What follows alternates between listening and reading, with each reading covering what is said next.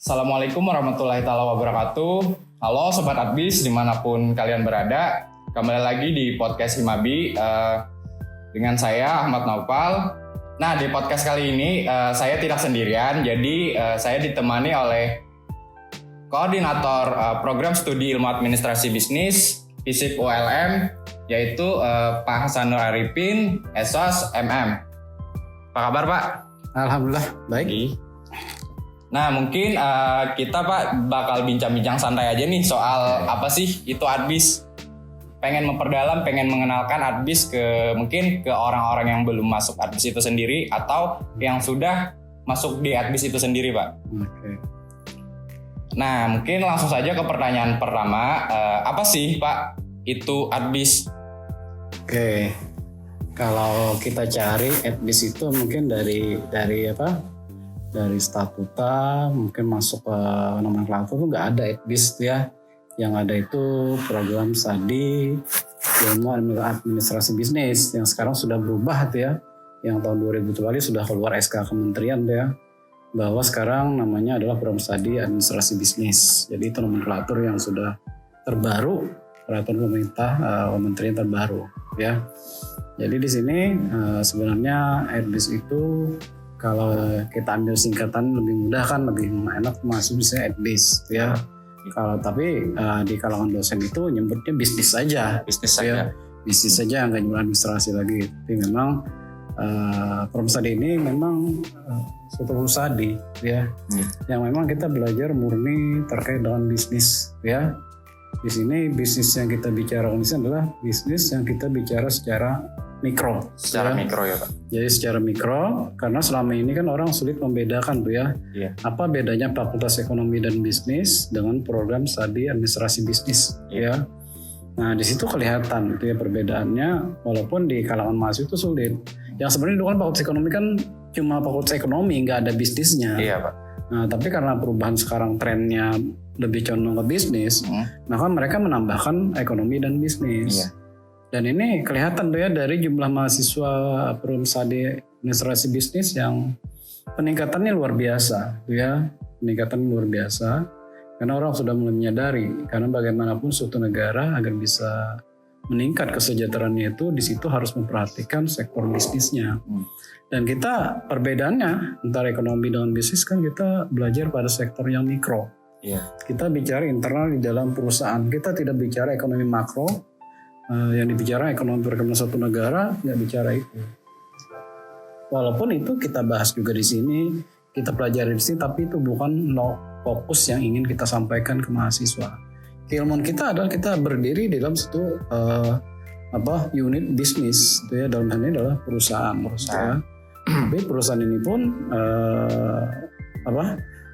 bukan berarti perusahaan berbentuk PT itu ya. Apakah nanti bentuknya perusahaan perseorangan, apakah nantinya bentuknya perusahaan partnership ya, atau PT, semua itu adalah ruang lingkupnya kita bicara bisnis ya. Bagaimana kita mencari suatu profit ya yang bisa kita gunakan untuk meningkatkan kesejahteraan dari orang yang terlibat di sana ya. Nah, mungkin pertanyaan selanjutnya Pak, pengen tahu nih Pak, kawan-kawan juga yang lain mungkin banyak yang tidak tahu bagaimana sih sejarah Adbis itu sendiri yang ada di FISIP. Mungkin Bapak bisa dijelaskan secara singkat aja. Baik, secara singkat seperti ini ya, bisnis itu pertama kali didirikan itu oleh 3 orang, ya, 3 orang dosen. Pak Burhan Ahmad ya, dulunya dekan FISIP ULM, sama Ibu Murhanawati Samsi yang sudah pensiun tuh ya. Terus ada juga Profesor Saladin Galip tuh ya. Nah sekarang yang masih aktif itu kan cuma Profesor Saladin Galip. Itu didirikan pada pertama kali itu ya, sebelum ada SK pendirian itu, perencanaan didirikan pada tahun 1982 ya, 1982. Tapi SK pendirian itu keluarnya tahun 1984. Nah di situ 1984 itu hingga sekarang. Nah dulunya bukan bukan di sini di Kayu Tangi sini itu ya.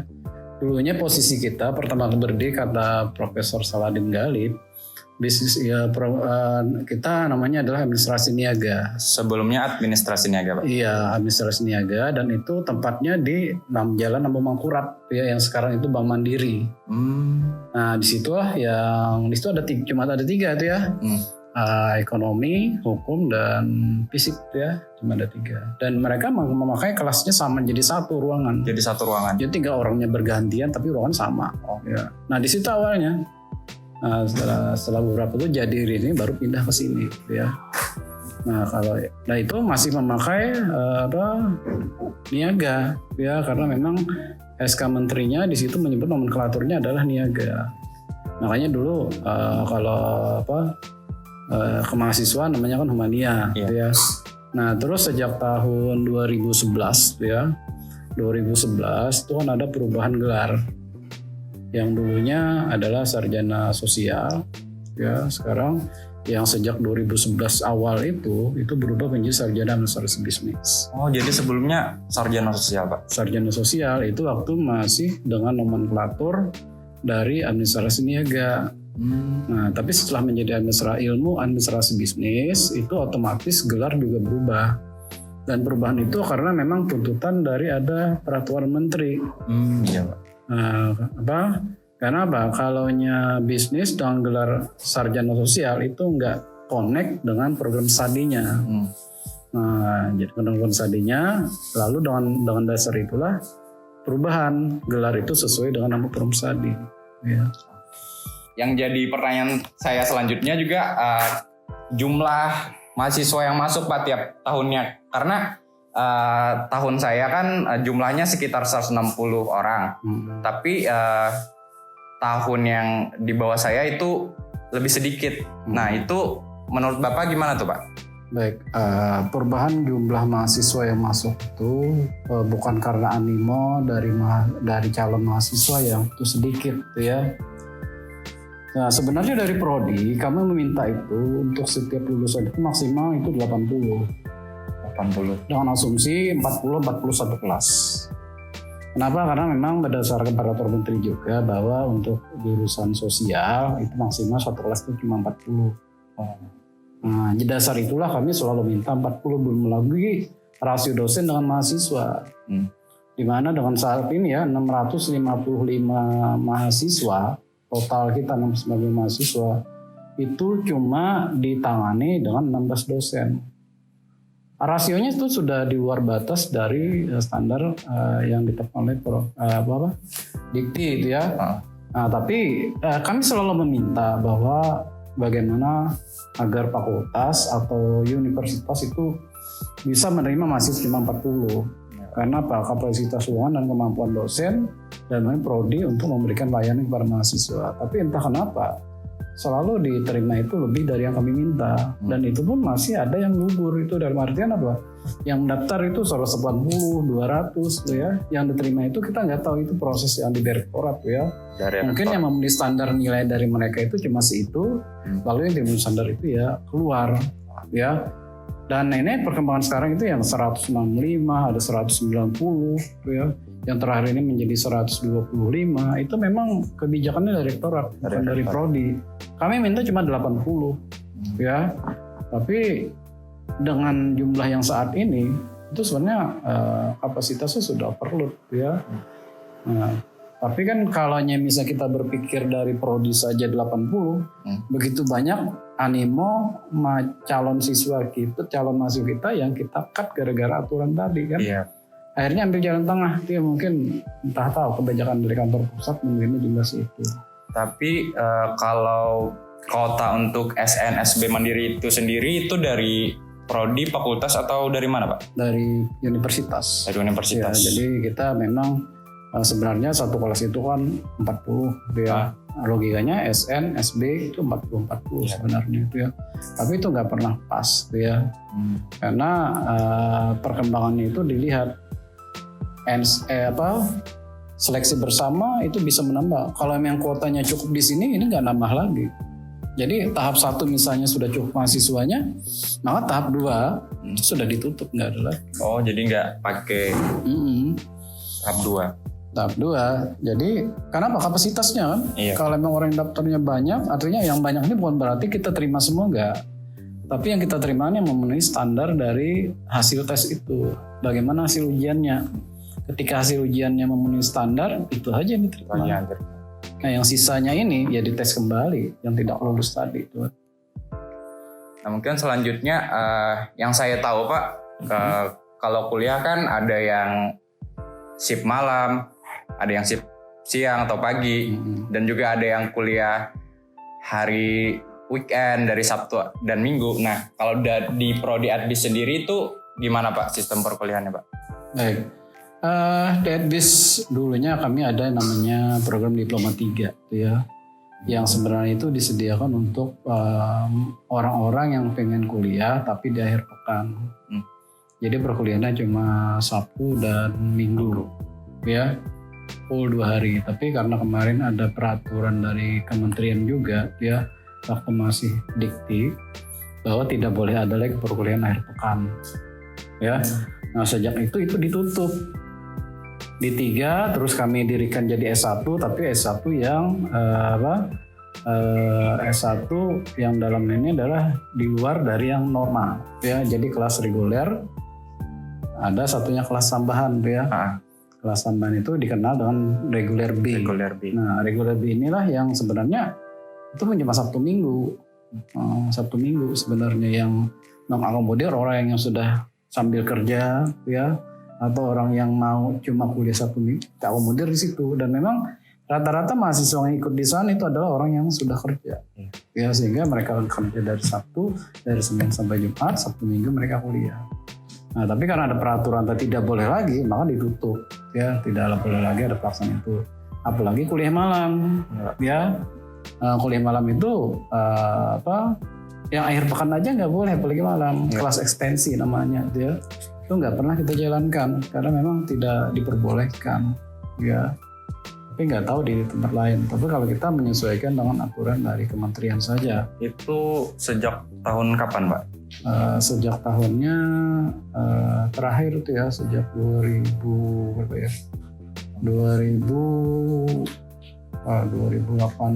kemarin kalau nggak salah. 2018 itu ya yang ada. Itu pun yang menghabiskan yang dulu aja. Tapi untuk tidak diterima lagi yang kelas ekstensi atau ditanggung kelas reguler D, itu sudah sebelumnya lagi ya, cuma menghabiskan yang lulus yang sudah terdaftar saja ya. Oke. Nah berikutnya mungkin pengen tahu juga nih Pak, mungkin kawan-kawan yang lain juga pengen tahu apa sih yang dipelajari di Adbis itu sendiri Pak? Oke, intinya yang dipelajari dalam bisnis itu semua keilmuan yang terkait dengan ilmu bisnis ya. Yang di situ terdiri dari 4 pilar tuh ya. 4 pilar ilmu manajemen ya. Apakah nanti di awal kan kita belajar pengantar secara umum ya. Nah 4 pilar itu nantinya apakah nantinya manajemen keuangan ya, manajemen pemasaran ya, manajemen produksi, dan manajemen sumber daya manusia. Ini 4 pilar ini yang menjadi dasar dari semuanya. Walaupun nantinya dari mata kuliah itu bukan cuma itu ya. Nanti kita juga belajar kalau di awal kan kita pengantar ya. Walaupun ada mata kuliah universitas tuh ya. Itu mata kuliah universitas nggak bisa kita, karena memang itu aturannya bahwa setiap kuliah di Universitas Bambang Makurat itu harus ada mata kuliah itu. Seperti pengantar ilmu lahan basah itu mereka yang menetapkan itu. Tapi kalau cuma dari prodi kita, jelas diawali dari pengantar administrasi bisnis ya. Di ujungnya di akhir itu pasti bicara mengenai strategi kebijakan bisnis ya. Nah tapi memang pilar-pilar tadi 4 ini nantinya ada turunan-turunannya lagi ya. Nanti di bawahnya ada belajar akuntansi itu ya. Akuntansi aja kita sampai ada 4 mata kuliah ya, yang terbagi dalam 4 semester ya. Tambahannya lagi seperti e-bisnis itu ada pengembangan dari pilar-pilar yang ada ya.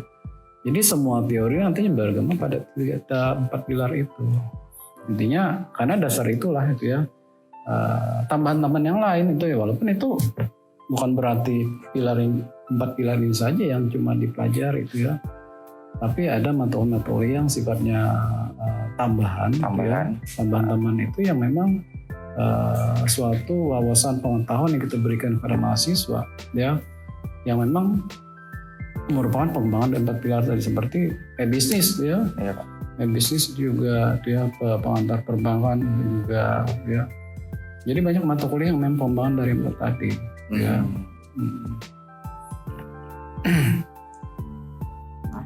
Ngomong-ngomong soal akreditasi nih Pak, mungkin langsung aja Pak, saya lempar ke Bapak bagaimana mengenai akreditasi prodi kita sendiri.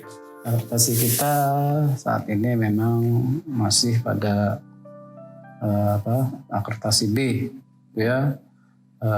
Kita mencoba dan ini sudah berjalan hampir 4 tahun ya. Jadi akreditasi nanti pada tahun 2022 itu akreditasi baru lagi ya. Tapi di sini opsinya apakah perpanjangan atau mengajukan baru ya. Tapi intinya kita masih berusaha untuk mencapai akreditasi A ya. Tapi sekarang tidak ada lagi A atau B yang akan datang tuh ya, nanti unggul ya. Unggul sound itu berubah namanya nantinya ya. Tapi itu memang opsi buat kita. Tapi peraturan terbaru sudah itu. Bukan lagi A atau B. Terus nggak ada lagi ya. Nah jadi mudahan secepatnya prodi kita mendapat akreditasi A. Amin.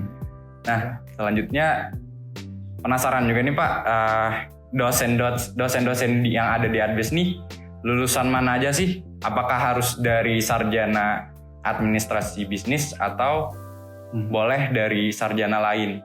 Oke. Peraturan yang terbaru, peraturan terbaru itu syaratnya memang harus dari administrasi bisnis sendiri itu ya. Jadi misalnya kita lihat dari gelarnya itu ya.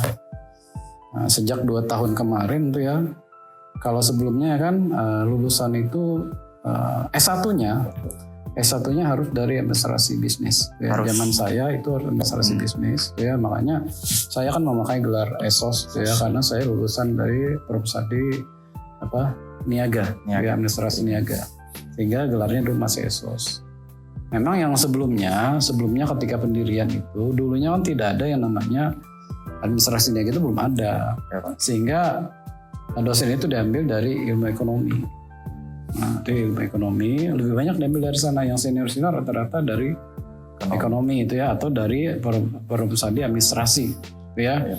Nah tapi yang sekarang karena memang nama dan gelar itu adalah satu ciri khas dari Profesadi, sekarang nggak ada lagi kalaunya misalnya Magister administrasi bisnis, cuma itu yang bisa daftar. Magister manajemen nggak bisa ya.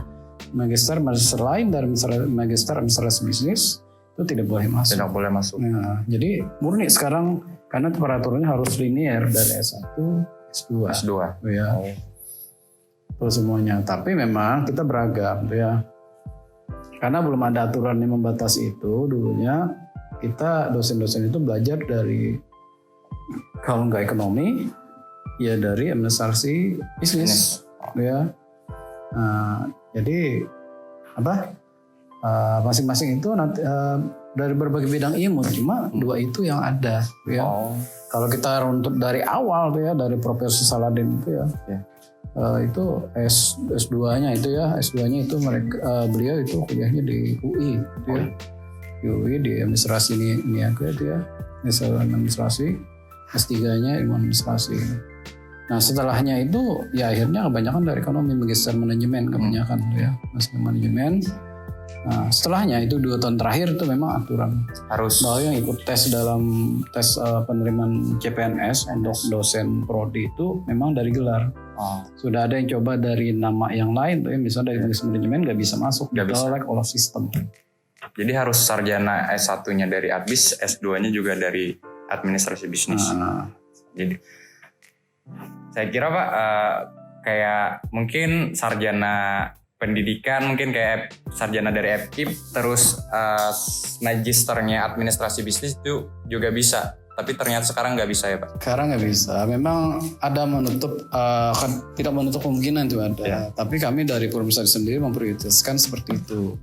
Agar penguasaan dari calon dosen ini terhadap bidangnya itu benar-benar mereka linear. Nah, memang sebelumnya ada yang seperti itu, tapi itu memang waktu belum ada aturan. Dan sekarang karena Profesadi dilibatkan untuk siapa aja yang boleh masuk kita, Iya. ya. Jadi kita pun menyeleksi secara otomatis, ya. Sehingga yang sekarang nggak ada lagi tuh SAB, MAB, ya, Sarjana Administrasi Bisnis, Magister Administrasi Bisnis. Iya. Nah, terus mengenai durasi pendidikan nih Pak, kadang kan ada di kampus lain kayak bisa nih 3,5 tahun lulus atau membolehkan mahasiswa ngaret-ngaret gitu Pak. Nah, kalau di prodi kita sendiri itu gimana Pak? Oke, zaman saya kuliah itu saya masukkan tahun 94 ya. Dulunya itu memang boleh 3,5 tahun. Boleh. Ya, jadi kan teman-teman kami ada yang lulus 3,5 tahun. Karena dulunya tidak ada batasan mau keluarnya kapan selama SKS-nya tercukupi itu bisa. Nah sekarang itu ada Permendikti itu ya terkait dengan undang guru dalam standar nasional pendidikan tinggi yang diterbitkan tahun 2015 itu ya. Permendikti itu menyatakan bahwa syarat untuk mendapatkan gelar sarjana itu minimal telah menempuh 4 tahun. 4 tahun. Jadi tidak ada lagi yang 3,5 tahun. Karena itu aturan. Kalau kurang dari itu tidak memenuhi standar pendidikan tinggi. Artinya apa? Itu tidak sah. Tidak sah. Kalau ada juga itu berarti mereka melanggar aturan itu. Nah buat kita yang sudah mempelajari aturan itu ada, kita taat aja pakai aturan itu. Saya nggak tahu apakah ada di tempat lain itu legalitasnya aja kita ragukan. Karena itu kan jelas menyebutkan dalam standar nasional pendidikan tinggi itu minimal 4 tahun. Minimal 4 tahun. Dengan minimal 144 SKS. Nah, itu aturan sudah. Jadi ikut aturan itu aja kita, ya. Dengan itu berarti apa? Kalau ada mahasiswa sekarang yang keluar dari itu kita nggak tahu. Tapi kalau di Permesadi kita minimal 4 tahun kita wajibkan. Nah untuk maksimal batas tadi itu ya sebenarnya itu yang sesuai SNDikti itu tercantum 7 tahun atau dalam 14 semester. Ya, walaupun di sistem kita katanya ada 6 tahun, kita nggak lihat itu. Kalau SNDikti pakai 7 tahun, kita pakai 7 tahun. Ya. Jadi bagi mahasiswa yang keluar dari itu dari 7 tahun setengah atau 8 tahun itu otomatis di drop out. Dan itu kalau sekarang kan sistem tuh ya. Yeah. Kalau dulu kan yang mendrop out itu adalah program studi. Kalau sekarang itu karena sudah masuk dalam sistem informasi, itu mendelik itu bukan program studi tapi otomatis hilang. Dari simarinya itu, dari simari mahasiswa bahwa ketika 8 tahun mereka hilang apabila mereka tanpa cuti, ya. Nah, jadi bagi kawan-kawan yang pengen masuk prodi Adbis yang mungkin cita-citanya lulus 3,5 tahun, jadi nggak bisa ya kawan-kawan. Harus 4 tahun karena sesuai aturan. Nah, selanjutnya mengenai sistem perkuliahan di kala pandemi ini Pak, untuk prodi kita sendiri itu bagaimana Pak?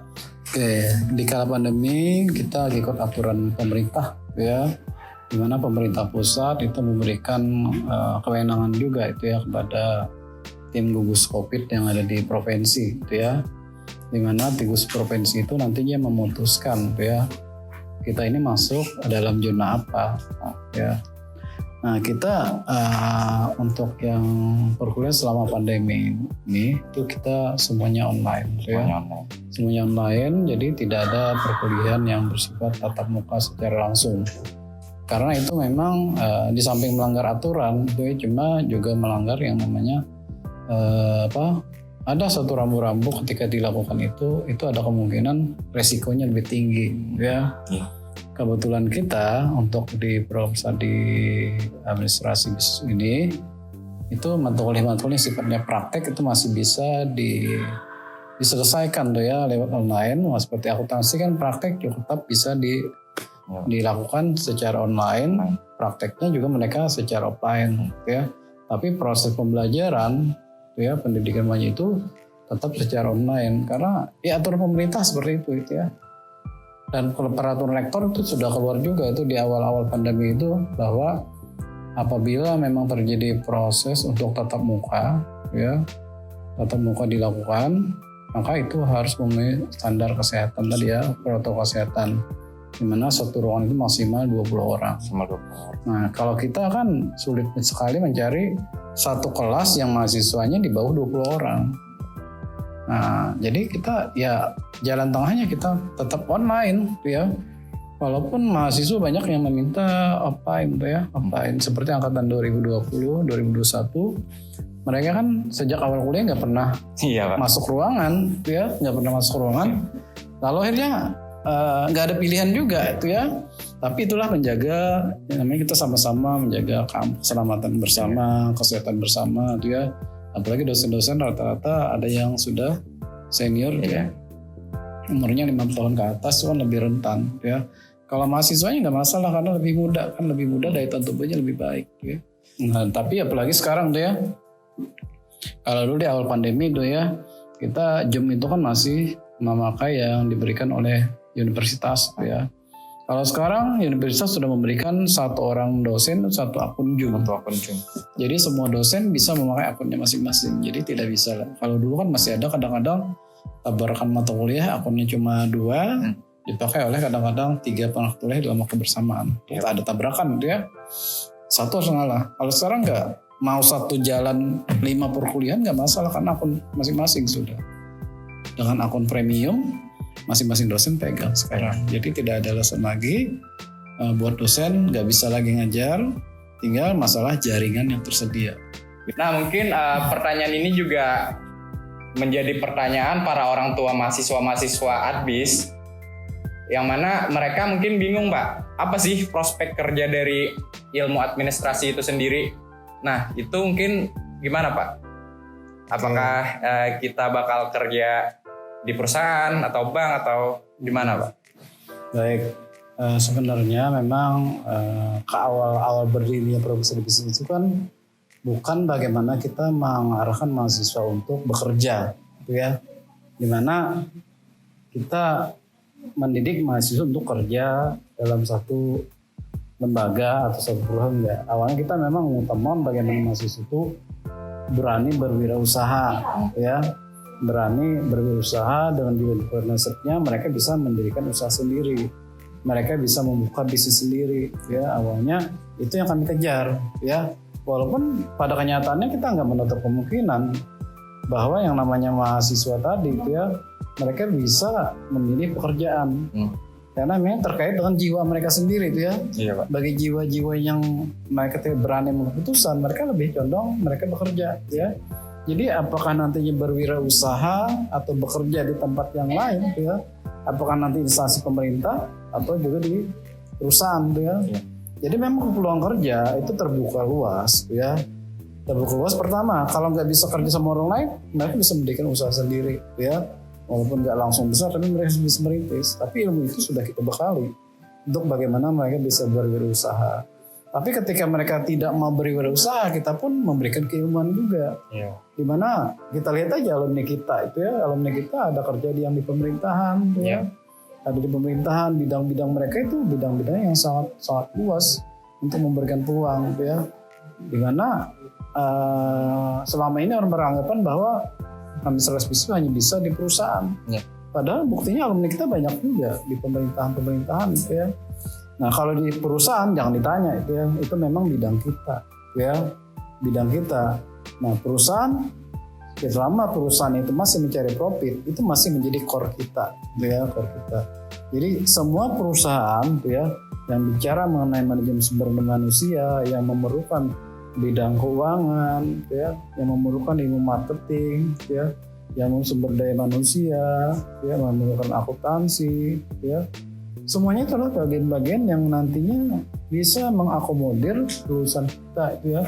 Jadi peluang kita tuh nggak tertutup pada satu bagian aja, satu bidang saja. Jadi bidang-bidang itu tinggal mahasiswanya senangnya yang mana, ya. Karena banyak aja mahasiswa yang kita tawarkan ketika ada peluang, alumni kita kan yang sudah lulus tuh menghubungi prodi, ya, menghubungi prodi. Pak, kami perlu tenaga yang ini disebutkan kriteria, sebutkan. Saya ingat terlintas orang ini, saya hubungi mahasiswa tersebut. Alumni nyata dia hubungi, ternyata dia sudah membuka bisnis sendiri. Saya tawarkan itu mereka nggak mau. Ya. Saya sudah mau berbisnis Pak, saya nggak milih itu. Akhirnya ya tadi kita nggak bisa memaksa tadi kan. Iya. Nah, walaupun peluang itu ada, tapi kita sarankan para mahasiswanya tadi tuh ya. Tapi bagaimanapun di sini peluang itu terbuka luas tuh ya. Apalagi di perbankan tuh ya. Malah sekarang trennya kebanyakan mahasiswa di prodi administrasi bisnis ini lebih banyak kerja di perbankan tuh ya. Di perbankan dan kita selalu komunikasi dengan mereka tuh ya. Jadi ketika ada acara-acara itu mereka sampaikan. Ya. Bahkan ada beberapa lulusan kita yang mereka belum lulus tuh ya, karena kemarin magang di Bank Asal tuh ya, begitu belum pasar magang mereka bagus, belum lulus saja menunggu wisuda mereka sudah di istilahnya diminta oleh bank tersebut. Jadi kalau keluar nanti jangan kerja di lain, kerja tempat kami. Nah, karena prestasinya ini memang nilai tertinggi misalnya itu. Itulah peluang yang kita tawarkan tuh ya. Tinggal mahasiswanya sendiri itu mau yang mana. Karena bagaimanapun di sini tuh ya, di samping keilmuan yang mereka miliki, tapi di situ juga bagaimana jaringan yang telah dijalin mahasiswa itu pada saat mereka kuliah. Itu juga menentukan mereka mau pilih bidangnya mana tuh ya. Dan terakhir juga terkait dengan keberuntungan mereka tuh ya. Mereka pasnya di mana nantinya itu kan nggak pernah tahu. Tapi selama dia mau berusaha, itu peluang itu besar sekali buat mereka. Ya. Mengenai prospek kerja sebenarnya sangat fleksibel ya Pak? Iya, fleksibel. Bisa jadi pengusaha, bisa jadi karyawan bank atau karyawan sebuah perusahaan. Iya. Tergantung bagaimana si mahasiswa dalam menjalin relasi menggunakan ilmunya ya Pak. Nah mungkin untuk podcast kali ini cukup sampai di sini. Banyak sekali ilmu-ilmu yang didapat dari Bapak Hasanur selaku koordinator program studi ilmu administrasi bisnis. Saya merasa terhormat karena Bapak sudah sedia meluangkan waktunya untuk menghadiri di podcast kami ini. Terima kasih Pak untuk waktunya. Sama-sama. Mohon maaf kalau semisal saya ada salah kata. Terima kasih kawan-kawan yang sudah setia nonton. Sampai jumpa di Himabi Podcast lainnya.